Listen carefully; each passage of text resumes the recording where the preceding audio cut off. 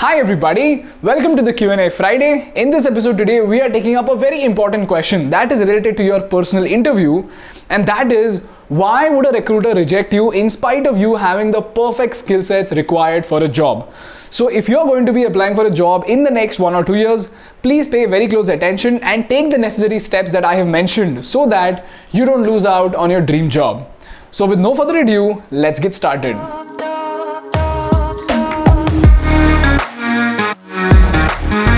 Now there are 3 specific reasons why you might get rejected even with the perfect skill set. The first reason is unprofessional behavior. Now people, I don't think this requires any explanation. If you've written your resume in an unprofessional manner, you'll get rejected. If you're dressed shabbily, you will get rejected. If you come late to the interview, even if you've got the skill set of Sundar Pichai, you will get rejected. The second reason is what requires explanation, and this is lack of communication skill. Now this includes both your ability to speak and your ability to listen. First, let's start with your ability to speak. Most people do not understand the importance of communication, and that's the reason why I often keep getting questions as to, if I'm so good with coding, why is it that I have to speak well? Why is it that I'm supposed to be a good English speaker? Now over here, let's try to understand this using a very simple scenario. Okay? Let's say you are a very bad communicator and still the organization takes you in. Alright? Tomorrow, when you're working in a team of 30 people, there is a major problem that you have encountered and you know what exactly is the problem. So what your manager is going to do is, he's going to get you on call and he's going to get you to explain as to what exactly is the problem. Now mind you, this problem is so critical that without fixing this problem, your team of 30 members cannot move ahead with the project. And if the project gets delayed, every day your company is going to incur a loss of $10,000. During this crucial time, when the manager takes you on board and you start explaining the project and you sound something like this. You want. What the fuck are you talking about? Do you realize how frustrating it is for the manager? Do you realize that this manager is again going to get scolding from his boss because you are an introvert? And worst case scenario is, let's say the same thing happens in front of the client, wherein the client is about to decide कि इन 2 organizations में से कौन से organization को मैंने choose करना है.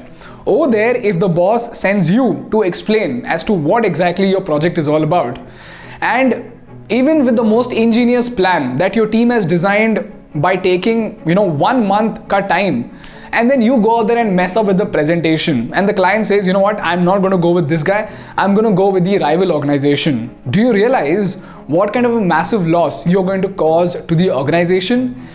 Now over here, the thing to be noted is that if you do this once or twice, the manager is not going to mind, but he's going to keep note of that.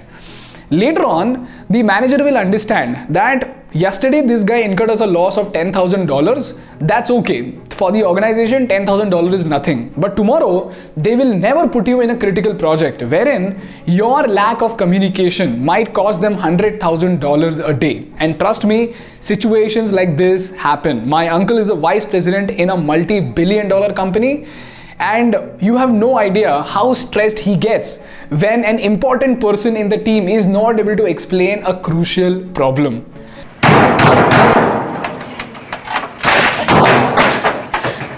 So you will be a pain in the ass as a candidate if you are a bad communicator. As a result of which, the recruiter will directly reject you regardless of how much skill set you have. Because if you cannot explain a problem, your skill sets are of no use at all. The second part of communication is basic listening, and here's where you've got these candidates, before even the recruiter completes the question, they start giving the answer. This is again very problematic, because if you go into a meeting wherein the client is explaining his or her requirement, if you do not have the ability to listen and comprehend what exactly the client is saying, and then you go to your team members and you give them your own assumption of what the client requires, again, the efforts of those 30 members is going to go in vain. The manager is going to take note, eventually is going to take you off. That is why we respect the people of Tamil Nadu. Narendra Modi, Tamil Makkuடைய எதிரி. Khatam. Bye bye. Tata. Goodbye. Gaya. And later on, if the organization ends up firing the candidates who are bad communicators after incurring all these losses, That is also a black spot in the HR team's report card, as a result of which they won't be willing to take that risk just because you are an introvert and just because you are a bad communicator, which applies both to speaking and to listening. So my point is, learn to be a great communicator.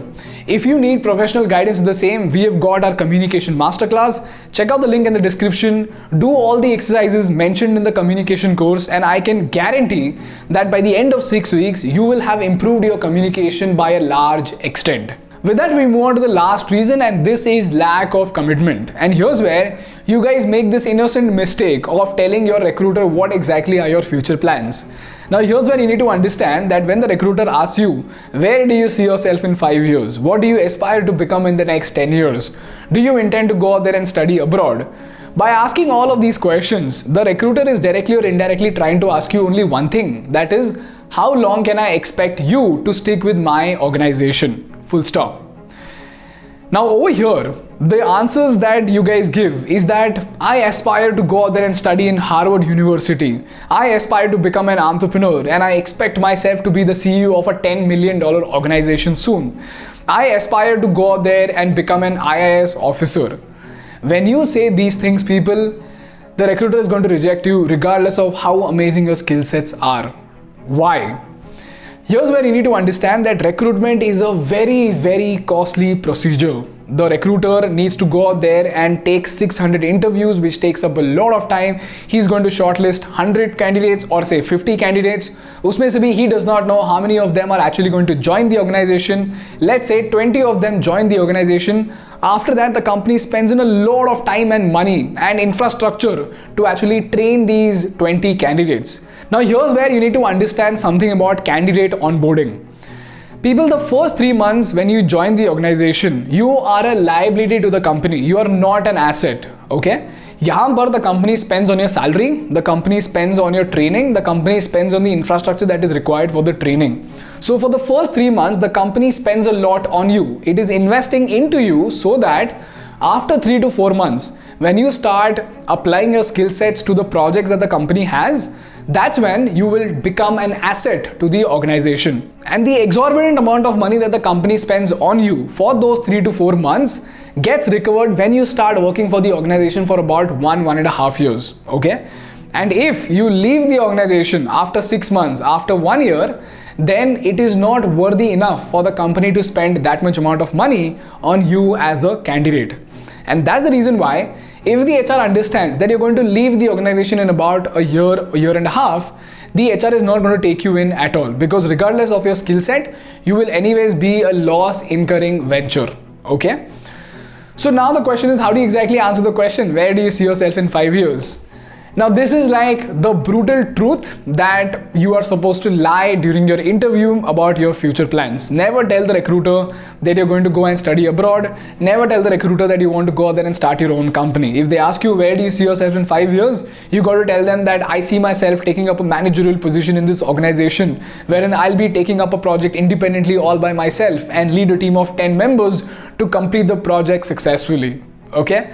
So when you give this kind of an answer, it gives sort of a reassurance to the recruiter that you will not leave the organization. So these are the 3 reasons why the recruiter can reject you even if you have got the perfect skill sets. Unprofessional behavior, lack of communication, and number 3 is lack of commitment. That's all from my side for today, guys. If you learned something valuable in this video, then please hit the like button so that the YouTube algorithm can boost and recommend this video to many more people. Number 2, if you've got any more questions, please drop a comment below and I will take them up in the upcoming Friday episodes if they are sensible enough.